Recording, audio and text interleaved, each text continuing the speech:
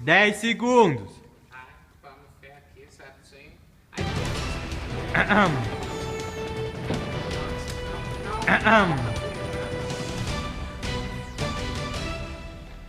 Bom dia! Edição piloto do jornal ETCAP Hoje, seu jornal de hoje e de mais de 300 anos atrás, traz uma personalidade polêmica da época do Brasil holandês, Domingos Calabar. Como é pouco mencionado nas fontes mais comuns, como livros e sites, apresentam análises superficiais do governo holandês de Maurício de Nassau. Nossa equipe foi atrás de saber mais sobre esse personagem. Calabar, herói, traidor descarado ou ninguém. Com nosso ilustríssimo repórter, Gaudêncio Gonçalves, temos um representante da nossa primeira fonte, pesquisada pela equipe. É com você, Gaudêncio. Bom dia, Pedro e telespectadores. Estou aqui com Marcos Alexandre Capelari, um dos organizadores do livro didático Ser Protagonista, o qual utilizamos na ETCAP. Bom dia.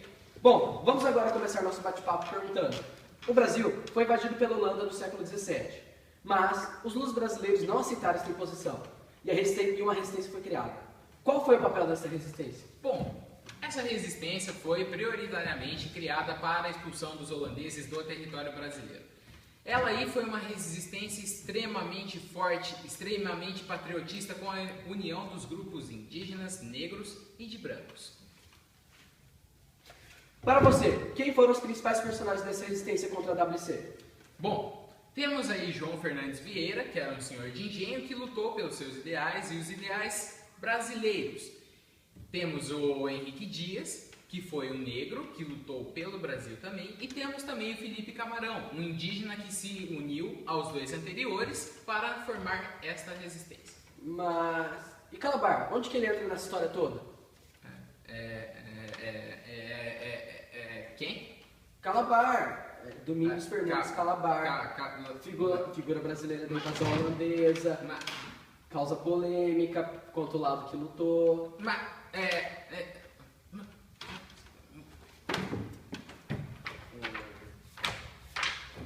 Bom, acho que encerramos por aqui. Obrigado pela participação, Marcos, voltando para os estudos. Acho que não conseguimos tantas informações. Bom, continuemos nossa busca por uma identidade de Calabar. Nossa equipe foi atrás de um dos maiores entendedores desse período. É com você, Galzado. Bom dia a todos. Estou aqui com Evaldo Cabral de Mello, escritor do livro Olinda Restaurada. Bom dia, Evaldo. Bom dia. Bom, vamos começar nossas perguntas. Quando os holandeses invadiram o Brasil, formaram-se grupos de resistência e de apoio aos holandeses. Quais eram esses grupos e quem participou deles? Bom, segundo Pereira da Costa, uma das fontes por mim pesquisadas para escrever o meu livro, basicamente dois partidos foram formados nas invasões holandesas. Um deles era o Partido Nacional e o outro o Partido Antinacional. O Partido Nacional, que era a resistência à invasão dos holandeses, era formado por Matias de Albuquerque, um luso brasileiro que fugiu para o interior quando os holandeses chegaram e difundiram ideais contra a WC. Também continha ex-escravos, representados principalmente por Henrique Dias, que era um deles,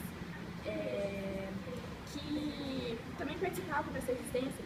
É interessante falar ainda que Matias de Albuquerque, que liderava esse Partido Nacional, não achava muito seguro colocar armas nas mãos de escravos, então ele só permitia ex-escravos. Por que isso? Porque escravos com armas nas mãos era mais fácil de começarem resistências e isso não era muito vantajoso naquela época. Além disso, participavam também indígenas aldeados, aqueles que os portugueses... Os jesuítas? Exatamente, eles catequizavam esses indígenas e eles se transformavam em indígenas aldeados. Como podemos citar como exemplo Felipe Camarão. Além disso, tinham muitos senhores de engenho que abandonaram suas propriedades e queimaram para dificultar o trabalho da WC, participando assim também da resistência. Também havia o Partido Antinacional. Esse era formado por aqueles que apoiaram os holandeses, como, por exemplo, escravos, senhores de engenho que doaram suas propriedades para os portugueses e deixaram que eles ocupassem-nas, e também servos da colônia. É interessante citar também um nome muito peculiar nessa parte da nossa conversa, porque podemos falar de Domingos Fernandes Calabar, aquele que causou muitas polêmicas porque aparentemente esteve dos dois lados da moeda, participou tanto do Partido Nacional como do Partido Antinacional e foi por muitos considerado traidor. Muito bem. Ouvimos o nome que procurávamos, Calabar. Bom, para você, Evaldo, o que teria levado a Calabar a mudar de lado? Bom, Calabar teria aderido e concordado com os ideais holandeses muito mais do que com os ideais portugueses. Ele acreditava que o planejamento que os holandeses tinham para o Brasil era muito mais vantajoso, muito melhor do que aquele que os portugueses apresentavam.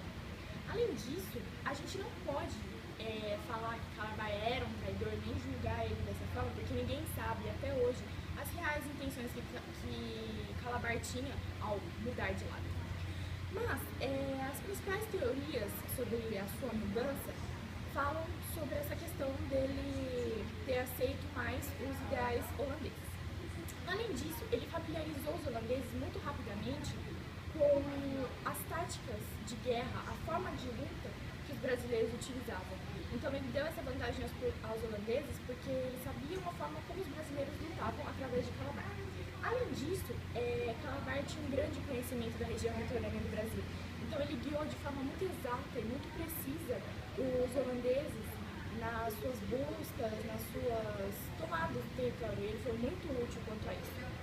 Inclusive, Matias de Albuquerque, que nós citamos na outra pergunta, o líder da resistência, tentou recuperar Calabar para o lado deles, do Partido Nacional, oferecendo-lhe perdão e mercês.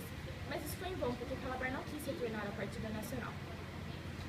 Bom, Evaldo, você acredita que Calabar seja mesmo o grande traidor das invasões holandesas? Meu caro, veja bem. Os holandeses sempre contaram com colaboracionismo individual. Como assim? Fossem eles senhores de engenhos, servos da colônia, escravos, mestiços, muitos deles colaboraram com os holandeses. Então não é justo julgar dessa forma e tão fortemente Calabar como traidor, porque muitos fizeram a mesma coisa ou até pior. O que acontece foi o seguinte: Calabar se destacou como traidor porque ele era uma pessoa muito inteligente, ele tinha grande conhecimento da região litorânea e ele foi muito útil aos portugueses. Inclusive, Frei Calado afirma que Calabar foi um impulso principal para muitas das ações que os holandeses fizeram no Brasil durante as invasões. Então ele se destacou por causa disso, porque ele era muito útil aos holandeses, ele era vantajoso aos seus planos, ele era muito inteligente e, além disso, ele impulsionou os holandeses a fazerem muito do que fizeram aqui. Vendo que Calabar tinha toda essa utilidade, Matias de Albuquerque tentou recuperá-lo ao Partido Nacional, mas não conseguiu, então ele decidiu eliminá-lo fisicamente. Evaldo, você acredita que Calabar seja mesmo o grande traidor das invasões holandesas? Meu caro, veja bem, os holandeses sempre contaram com o colaboracionismo de indivíduos, fossem eles servos da colônia, senhores de engenho, escravos. Então não seria justo julgar só Calabar dessa forma traidor da colônia portuguesa, porque muitos fizeram a mesma coisa que ele fez ou até pior. O que acontece é que Calabar se destacou como traidor por ele ter grande conhecimento da área litorânea, por ter sido muito útil aos holandeses e principalmente por ter sido um impulso a muitas das ações que os holandeses fizeram no Brasil. Há muitas tomadas, há muitas guerrilhas.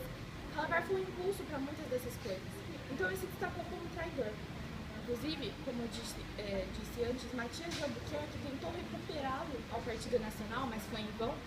Então, vendo que Calabar tinha toda essa utilidade aos holandeses, Matias de Albuquerque decidiu eliminá-lo fisicamente.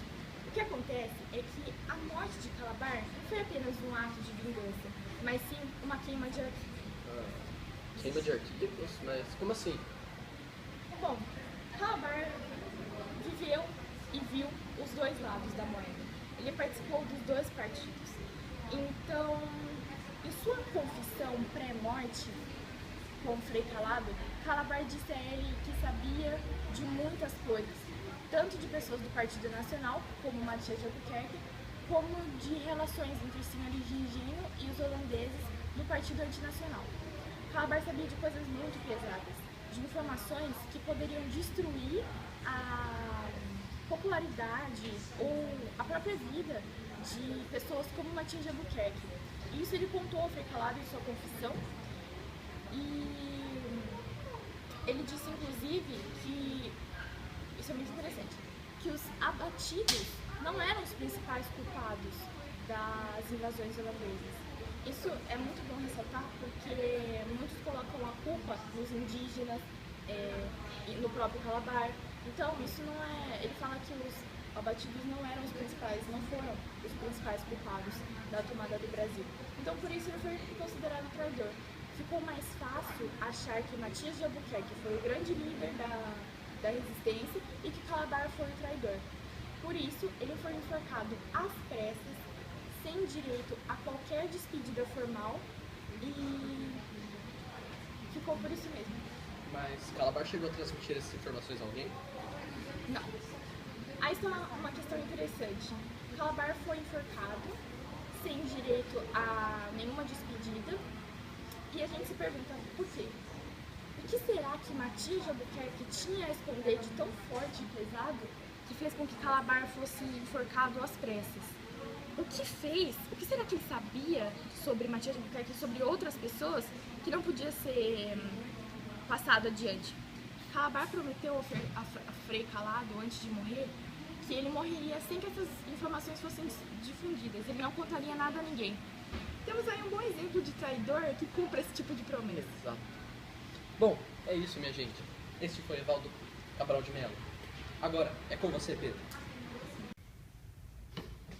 Temos aí um homem com bases sólidas sobre os acontecimentos dessa época. Porém, ainda não ficamos satisfeitos e buscamos uma fonte mais armada, de bons argumentos.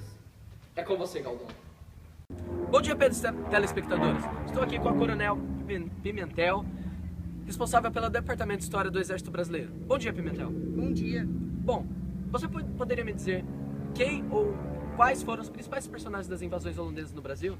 Bom, temos primeiramente o general Matias de Albuquerque, que foi responsável por muitas das vitórias que os brasileiros obtiveram naquela época. Temos também Barreto Menezes, Vidal de Negreiros e João Fernandes Vieira, que foram senhores de engenho e brancos, né? Portugueses, luso-brasileiros. Tivemos também o índio Felipe Camarão e o negro Henrique Dias, né? Que todos eles lutaram bravamente, provaram para os holandeses que esta terra já tinha dono. Mas e Domingos Fernandes Calabar? O que você tem a dizer sobre ele? Calabar? Sim, Calabar. Calabar foi um traidor descarado e vil. Ele desrespeitou totalmente a nossa pátria ao debandar para o lado holandês. Ele não deve ser lembrado, só deve ser lembrado para mostrar de exemplo ao que acontece com aqueles que traíram o Brasil. Sim. Bom, e por fim, porque só quem... Ei, por que pararam? Eu mandei parar? Não, senhor. Mais 200 voltas. Continue. Sim, por que devemos só lembrar daqueles que apoiaram o Brasil e foram contra o plano holandês? Bom, isso é óbvio, né? Devemos lembrar que o nosso povo miscigenado se uniu e lutou contra os holandeses, demonstrando que o povo brasileiro é bravo, tem honra, é astuto, e por isso surgiu o conceito de pátria brasileira e o exército surgiu nessa época, e isso pra gente é uma honra. Bom, Pedro, então foi isso. Agradecemos ao Sargento Pimentel. Sargento não, coronel, e pode começar a dar 200 votos junto com os recrutas. Não, 200 votos junto com os recrutas agora, vai. Voltamos aos estúdios. Pedro. Um pouco mais rápido, por favor. Bom, não há como negar que essa é uma opinião de peso. Mas vamos agora trazer uma opinião contrária a tudo isso. Para concluir nossas pesquisas, é com você, Pedro, meu xará. Bom dia, Pedro. Estou aqui com o ilustríssimo Chico Buarque, um dos maiores expoentes da nossa música brasileira. E também autor da peça Calabar, o elogio da traição. Também Guilherme, não se esquecer. Claro. Bom dia, Chico. Bom dia. Bom, vamos começar com algumas perguntas. A primeira é, qual o objetivo principal dessa sua peça? Bom, o seguinte, o objetivo principal da minha peça não foi fazer uma nova versão dos fatos acontecidos na invasão holandesa sobre Calabar, entre outras mais, mas sim provocar uma reflexão sobre quando a traição é louvável e quem realmente são os traidores. Bom, e quais foram essas suas artimanhas para atingir os objetivos por meio dos personagens? O seguinte, a gente pode citar em linhas gerais a Bárbara, que é um dos personagens que coloca mais ou menos o dedo ali meu e do Guerra na peça, que representa mais ou menos o que a gente pensa, mais ou menos, entendeu? Aí nós podemos citar também a Ana de Amsterdã, que ela não existiu, porém a gente colocou ela para ser uma cola entre as cenas e a sequência da peça. O Matias de Albuquerque, que pode ser citado como um traidor, mais ou menos, entendeu? Porque enquanto ele oprimia e fazia o que seus superiores mandavam, ele apresentava remorso dentro dele, na maioria das vezes. Então ele ficava sempre nesse impasse de, será que o que eu estou fazendo está certo? O Souto, que é um traidor por excelência, né, que entregou todo mundo praticamente.